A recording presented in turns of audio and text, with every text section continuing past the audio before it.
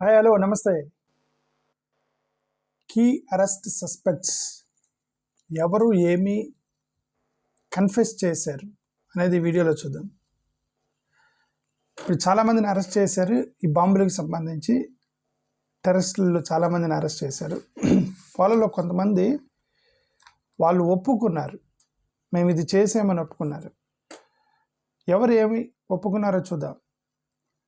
అసలుకి first university మొత్తం కూడా ఈ అసలుకి సో సర్ప్రైజింగ్, ఈ ఆల్ఫలా యూనివర్సిటీ ఏదైతే ఉందో, ఒక ప్రొఫెసర్ ఉన్నాడు, దాంట్లో ప్రొఫెసర్ కూడా ఇన్వాల్వ్ అయ్యాడు, అసిస్టెంట్ ప్రొఫెసర్ ఇన్వాల్వ్ అయ్యాడు, స్టూడెంట్స్ ఇన్వాల్వ్ అయ్యారు.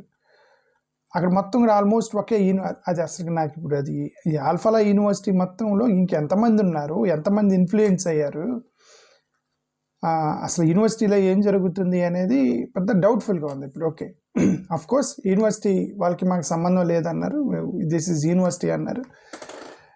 బట్ మెజారిటీ ఆఫ్ దమ్ ఒక ప్రొఫెసరు, స్టూడెంట్స్ ఇంతమంది ఇన్వాల్వ్ అయితే సర్ప్రైజింగ్ అనిపించింది. ఓకే, డాక్టర్ ఆదిల్ అహ్మద్ రాథార్, ఇతన్ని ఆదిల్ రాథార్ అని కూడా అంటారు. ఓకే, ఆదిల్ రాథార్ అని కూడా అంటారు ఇతను. ఓకే, ఇతను పుల్వామా, జమ్మూ అండ్ కాశ్మీర్లో డాక్టర్గా గవర్నమెంట్ మెడికల్ కాలేజీలో, శ్రీనగర్ గవర్నమెంట్ మెడికల్ కాలేజీలో గవర్నమెంట్ డాక్టర్ కూడా ఇన్వాల్వ్ అయ్యాడండి. So surprising. ఓకే, అట్లీస్ట్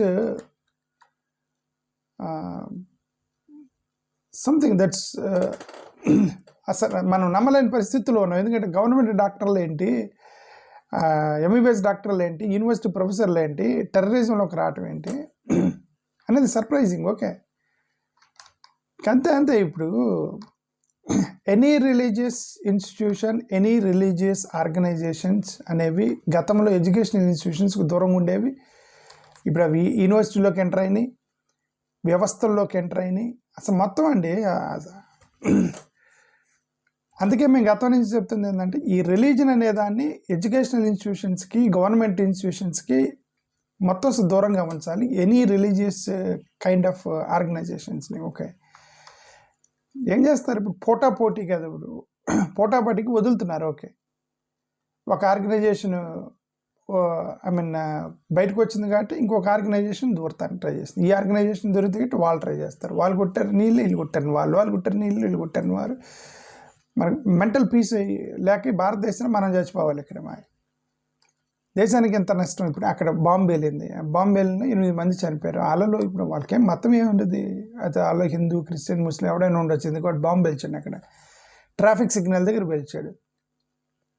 ఇది అట్లా క్రిస్టియన్స్ ఉన్న పోతారు, హిందువులు ఉన్న పోతారు, ముస్లిం, సిక్కు, బుద్ధి, జైన్ ఎవరైనా పోతారు. ఓకే, టెర్రరిజానికి ఇంకా రిలీజన్ ఉండదు, అలా ముస్లిమ్స్ కూడా ఉండవచ్చు. అది ఓకే. ఇప్పుడు డాక్టర్ ఆదిల్ అహ్మద్ అనే ఇతను గవర్నమెంట్ మెడికల్ కాలేజీలో నవంబర్ 9వ తారీఖున అతను అరెస్ట్ చేశారు. ఉత్తరప్రదేశ్లో జైషీ మహమ్మద్కి సంబంధించిన పోస్టర్లు అంటించడం చూశారు. అతన్ని పోస్టర్లు అంటిస్తూ ఉంటే జైషీ మహమ్మద్కి సంబంధించి సీసీ కెమెరాలో పట్టుకొని అతను అరెస్ట్ చేశారు. ఇప్పుడు అతను పట్టుకొని పిచ్చగొడుగు కొడితే అతను ఏం చెప్పాడు, ఇప్పుడు అతని దగ్గర ఒక AK-47 రైఫిల్ ఉందని ఒప్పుకున్నాడు. అతను రైఫిల్ ఉంది, స్టాక్ పైలింగ్ ఎక్స్ప్లోజివ్స్ మొత్తం కూడా స్టాక్ చేశాడు అని చెప్పాడు. మోరోవర్ అతనికి లీడర్గా ఉన్నటువంటి ముజామి అహ్మద్ గనీ అతనితో సంబంధం అని ఒప్పుకున్నాడు. ఈ ముజాబీ అహ్మద్ గనీ ఎవరు, ఈ 2900 kgల IED మెటీరియల్స్, 360 kgల అమోనియం నైట్రేటు, డిటోనేటర్లు, టైమర్లు, కెమికల్స్ ఏవైతే సీజ్ చేశారో ఫరీదాబాద్లో ఒక లేడీ డాక్టర్తో పాటు ఇతను ఉన్నాడు, ముజామి అహ్మద్ గనీ కూడా ఉన్నాడు. ఇతని అసోసియేట్ ఈ డాక్టర్ ఆదిల్ అహ్మద్ రాథార్, ఎవరైతే పోస్టర్లు అంటిస్తుంటే సీసీ కెమెరాలో దొరికాడో ఇతను ఒప్పుకున్నాడు. ఇప్పుడు వీళ్ళిద్దరూ జైషీ మహమ్మద్కి సంబంధ లింకులు ఉన్నాయని చెప్పి బయటపడింది. ఇంకొకటి ఉందంటే AGUH అని ఇంకొక సంస్థ, మరి ఇది కొత్త సంస్థ పేరు ఇన్వెస్తుంది, దాంట్లో వాళ్ళకి లింకులు ఉన్నాయని ఫోన్ నంబర్లు వాట్సాప్లో తెలిసినాయి అన్నమాట. రెండోది డాక్టర్ ముజామిల్ అహ్మద్ గనీ, ఇది ఇప్పుడు చెప్పాం కదా, డాక్టర్ ముజామిల్ అహ్మద్ గనీ ఈ డాక్టర్ ఒప్పుకున్నాడు, ఇతనితో నాకు సంబంధం, ఆదిల్ అహ్మద్ రాతారు ఒప్పుకున్నాడు కదా నాకు ఇతనితో సంబంధం అని. ఇతను డాక్టర్ ముజామిల్ అహ్మద్ కానీ is a professor, assistant professor అని ఆల్ఫా యూనివర్సిటీ. ఆల్ఫలా యూనివర్సిటీలో ప్రొఫెసర్ అంట అతను. డాక్టర్ ముజామి షకీల్ అని అంటారు, అతను ముసాయిబ్ అని కూడా అంటారంట అతన్ని.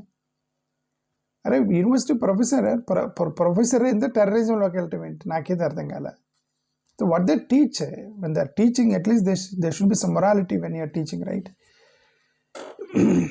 పోయింది. ఇంకా అదే చెప్తున్నాను, యూనివర్సిటీల్లో కూడా రిలీజియస్ భావజాలాలు ఎక్కించారు. రిలీజియస్ భావజాలాలు ఏ మతమైనా సరే రిలీజియస్ భావజాలాలు ఎక్కించిన తర్వాత అవి రిఫ్లెక్ట్ అవుతాయి, వాళ్ళకి రిఫ్లెక్ట్ అయ్యి ఇవన్నీ బయటకు వస్తాయి.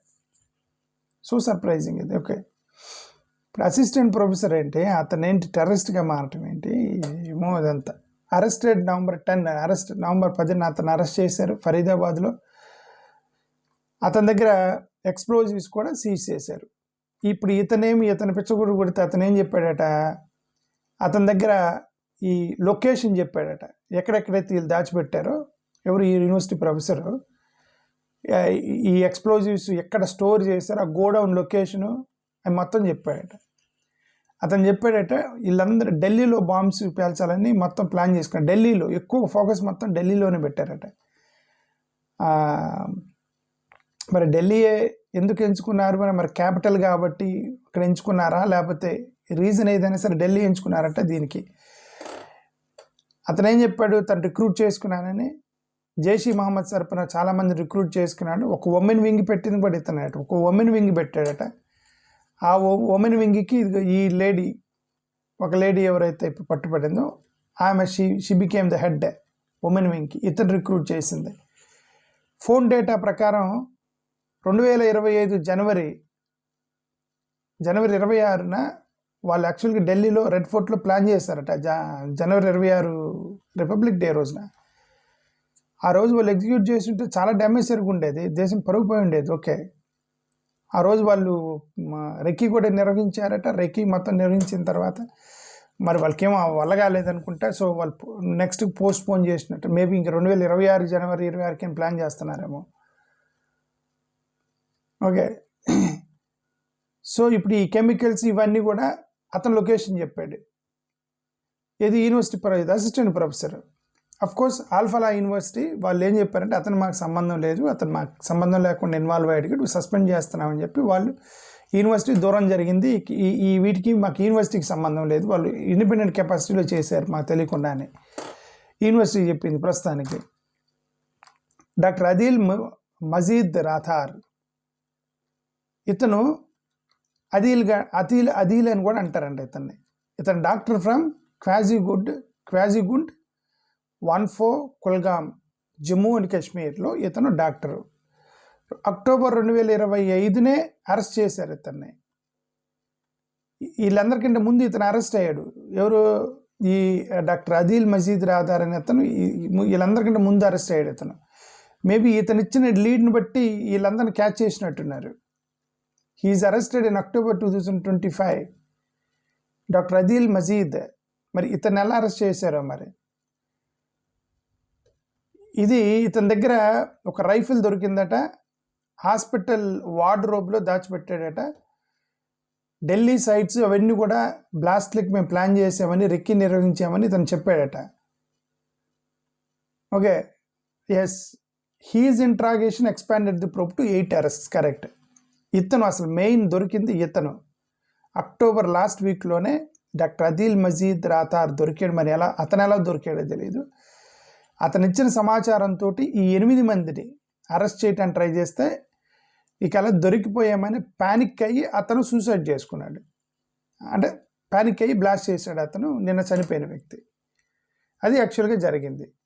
ఓకే, అయితే doctor Ajeed Majeed is the first person who arrested in October అని నాకు ఇప్పుడే తెలిసిన సమాచారం. తర్వాత లక్నో ఉత్తరప్రదేశ్లో డాక్టర్ షహీన్ ఎవరైతే ఆ లేడీ ఉందో, doctor Shaheen, maybe most probably ఆమె అనుకుంటా, ఆమెని 9-10 తారీఖులో అరెస్ట్ చేశారు. ఫరీదాబాద్ ఎక్స్ప్లోజివ్కి సంబంధించి అరెస్ట్ చేశారు. ఓకే, ఏమి ఒప్పుకుంది, జేఎంస్కి ఉమెన్ రిక్రూట్మెంట్ చేశానని ఒప్పుకుందట. రాడికలైజేషన్ చేసిందట ప్రొఫెషనల్స్ని. వైట్ కాలర్ టెర్రరిజానికి అమ్మాయిల్ని ఒప్పుకుందట. విదేశాల్లో చదువుకోవటానికి ఒప్పించిందంట. విదేశాల్లో మీరు ఎంబీబీఎస్ చేయండి అక్కడక్కడ అని చెప్పి అక్కడ ఈజీగా వాళ్ళని మౌల్డ్ చేయొచ్చు అని ఫారెన్లో చదివించడానికి వీళ్ళని ఒప్పిస్తారట. ఫస్ట్ ఫారెన్లో చదివించడానికి ఒప్పిస్తే ఇప్పుడు ఏదో పక్కన ఉన్నటువంటి ఏదో చాలా కజకిస్తాన్ అట్లాంటి వాటిలో ఎంబీబీఎస్ ఈజీగా చేయొచ్చు అనమాట. ఇప్పుడు ఆ కజకిస్తాన్ అక్కడెక్కడికి పోతే ఇండియన్స్ అక్కడ చదువుతుంటే వాళ్ళని ఈజీగా అక్కడ కన్విన్స్ చేసి ఇండియాలోకి పంపించవచ్చు అని. సో ఈ ఫారెన్ రిక్రూట్మెంట్ ఇదంతా ఏం చేసిందంటే అమ్మాయిలకు సంబంధించి ఇప్పుడు మీరు ఎంతమంది అమ్మాయిలు మార్చారు, ఇప్పుడు ఎంతమంది అమ్మాయిలు టెర్రరిస్టులుగా మారారు అనేది పెద్ద సమస్య. ఇప్పటివరకు అబ్బాయిలే, అమ్మాయిలు ఇప్పుడు ఎంతమంది టెర్రరిస్టులు అయ్యారు అనేది సర్ప్రైజింగ్ ఉంది ఇప్పుడు మొత్తం. ఓకే, మెడికల్ కవర్స్ స్మగ్లింగ్ ఇవన్నీ కూడా ఇది ఏమో చూసుకుందట డాక్టర్ షహీన్. ఇతను ఒకడు డాక్టర్ మొహమ్మద్ ఉమర్. ఈ డాక్టర్ మొహమ్మద్ ఉమరే ఇప్పుడు ఈ కారులో ఉండి చనిపోయాడని అనుకుంటున్నారు. అసలు నిజంగా అతనే ఉన్నాడా లేదా వేరే వాళ్ళని పంపించి పేలు చేశాడా, అతను ఏమైనా అండర్ గ్రౌండ్లోకి వెళ్ళాడు అనేది పోలీసులకు అనుమానం ఉంది. ఇప్పుడు అందరూ ఏమనుకున్నారంటే డాక్టర్ మహమ్మద్ ఉమర్ ఎవరైతే ప్యానిక్ అయ్యి తను కాల్చుకున్నాడని చెప్తున్నారు. ఇప్పుడు ఈ డాక్టర్ మహమ్మద్ ఉమర్కి సంబంధించిన అన్న వాళ్ళ అమ్మకి సంబంధించిన ఇది తీసుకున్నారట, డిఎన్ఏ తీసుకొని అతను కారులో ఉన్న వ్యక్తికి టెస్ట్ చేస్తున్నారు. డిఎన్ఏ మ్యాచ్ అయితే then it is doctor Mohammad Umar. DNA కనుక మ్యాచ్ అవ్వకపోతే ఇంకెవరినో ఒక అతన్ని కూర్చోబెట్టి నువ్వు వెళ్ళమని ఏదో అతను చేశాడేమని ఒకటైతే అనుమానం. డిఎన్ఏ కోసం చూస్తున్నారు. అది మ్యాచ్ అయితే ఇతను, లేదంటే ఇంక ఇతను అండర్ గ్రౌండ్లోకి వెళ్ళినట్లు డాక్టర్ మహమ్మద్ ఉమర్. ఇతన్ని ఉమర్ నబీ ఆర్ ఉమర్ మహమ్మద్ అని కూడా అంటారు ఇతన్ని. సో ఇతను కోయల్ విలేజ్ జమ్మూ కాశ్మీర్లో ఉన్నాడట. ఇతను కూడా ఆల్ఫలా యూనివర్సిటీకి సంబంధించి అసోసియేటెడ్ పర్సన్. అంటే ఇతను అరెస్ట్ చేయలేదు, అదే కారులో చనిపోయాడు అనుకుంటున్నారు. అతను నిజంగా కారులో ఉంది. ఇతనైతే ఇతను చనిపోయినట్టు, లేదంటే ఇతను అండర్ గ్రౌండ్లో అయినట్టు పోలీసులకి అయితే దొరకలే. పోలీసులు ఇతను చనిపోయాడు అని అనుకున్నారు యాజ్ ఆఫ్ నౌ. అతనే అయ్యుండొచ్చు, ఎందుకు అతనే అయ్యుండొచ్చు. బాడీ కనిపెట్టారు, టెస్టులు చేస్తున్నారు, వాళ్ళ రిలేటివ్స్ దగ్గర నుంచి తీసుకున్నారు. వాళ్ళ మదర్కి ఫోన్ చేశాడట. ఫోన్ చేసి నవంబర్ 7వ తారీఖునే ఫోన్ చేశాడట. ఫోన్ చేసి నాకు పని ఉంది, నేను స్విచ్ ఆఫ్ చేస్తున్నాను, నాకు ఫోన్ చేయొద్దు అన్నాడట వాళ్ళ అమ్మతో. నేను లైబ్రరీలో కూర్చొని చదువుకోవడానికి వెళ్తున్నాను, నాకు ఫోన్ చేయొద్దు మమ్మీ అని చెప్పాడట. మదర్కి ఫోన్ చేసి that is the last call. Phone switch off చేశాడు. బ్లాస్ట్ అయిపోయింది. ఈవినింగ్ 6:30కి 3 వరకు అక్కడ ఒక పార్కింగ్ చేశారు. పార్కింగ్ చేసి 3.5 గంటలు అక్కడ పార్కింగ్లో ఉంది కారు. ఒక్కసారి కూడా కిందకి దిగలేదట. టాయిలెట్కి కూడా అతను కిందకి దిగలేదు. 3 hours అదే కారులో కూర్చున్నాడు, మూతికి మాస్క్ పెట్టుకున్నాడు. 3కి పార్కింగ్ చేసి 6:10, 6:30కి ఆ రెడ్ సిగ్నల్ దగ్గరికి వచ్చి అక్కడ బ్లాస్ట్ చేసుకున్నాడు. అది ప్రస్తుతానికి తెలుస్తుంది. Okay, so the intelligence sources చెప్పడం ఏంటంటే అతను ప్యానిక్ అయ్యి అదే దొరికాం కాబట్టి ఇంకా నేను అయిపోయానని చెప్పి అతను ప్యానిక్ అయ్యి చేసుకున్నాడని ఒక అర్థం. ఆ కార్ని తీసుకెళ్ళి నైట్రేట్ బేస్డ్ ఎక్స్ప్లోజివ్స్ని పేల్చుండొచ్చు, సూసైడ్ బాంబింగ్ చేసుకొని ఉండొచ్చు అనేది ప్రస్తుతానికి తెలుస్తున్నటువంటి వీళ్ళు చేసి ఇంతవరకు కన్ఫెస్ చేసింది. వాళ్ళని ఇప్పటివరకు కొడితే ఇంతవరకు కన్ఫెస్ చేసింది. ఇప్పుడు ఎక్స్ప్లోజివ్ లింక్స్ 2900 kgల ఫరీదాబాద్లో డాక్టర్ ముజామిల్ ఎవరైతే ఉన్నాడో అతను ఒక ఇల్లుని రెంట్కి తీసుకొని ఆ రెంట్లో పెట్టాడట. ఆ ఒక రూమ్ రెంట్కి తీసుకొని ఆ రూమ్లో ఎన్ని పార్క్ చేసి అతను ఆ రూమ్కి కూడా అప్పుడు ఎప్పుడో వెళ్తాడట. ఎస్పెషల్లీ వీటిని పార్క్ చేయడానికి రూమ్కి రెంట్కి తీసుకున్నాడట అతను. దాంట్లో బాంబ్ మేకింగ్ కంటెంట్స్ ఉన్నాయట జమ్మూ కాశ్మీర్లో.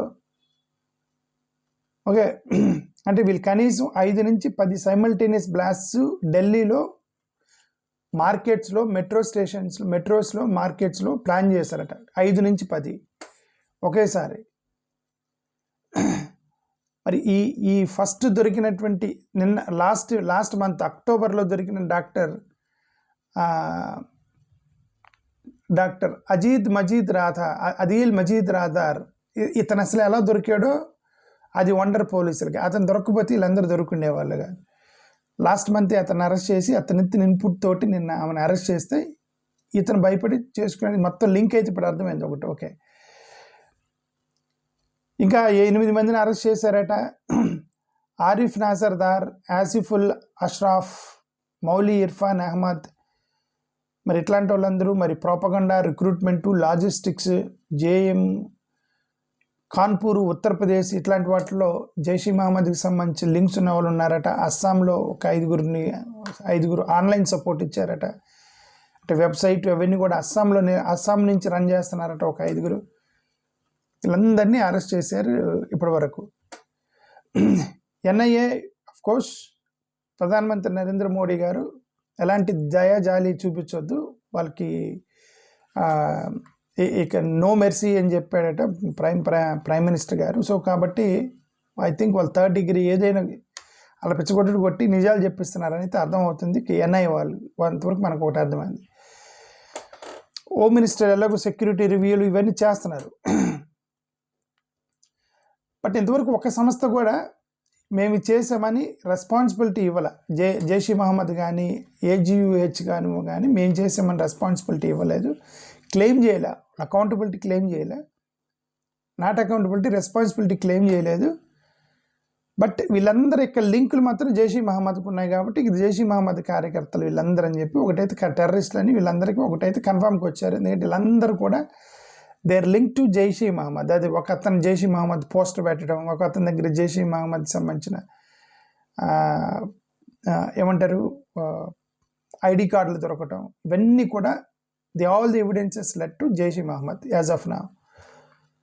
అది సంబంధించి సో 13 మంది చనిపోయారు. ట్యాక్సీ డ్రైవర్ ఒక అతను ఉన్నాడు, బిజినెస్ మ్యాన్ ఉన్నాడు, రిక్షా అతను ఒక అతను ఉన్నాడు, 10 వెహికల్స్ కాలిపోయినాయి, చాలామందికి అయిపోయినాయి. చూడండి ఇంతమంది డాక్టర్లు. అసలు యూనివర్సిటీ నాకు డౌట్ వస్తుంది, అసలు ఇది యూనివర్సిటీలో ఇంకెంతమంది ఉన్నారు, how many are there? And అది నిజంగా యూనివర్సిటీకి తెలియకుండా ఇదంతా చేశారా? అసలు యూనివర్సిటీనే మొత్తం స్క్రూటినీ చేయాలి. అసలు యూనివర్సిటీనే మొత్తం స్క్రూటినీ చేస్తే తప్ప ఇదంతా బయటకు రాదని నా అభిప్రాయం. Okay, anyway thank you. ఇది నాకు తెలిసిన సమాచారం మీకు చెప్తాను. Thank you.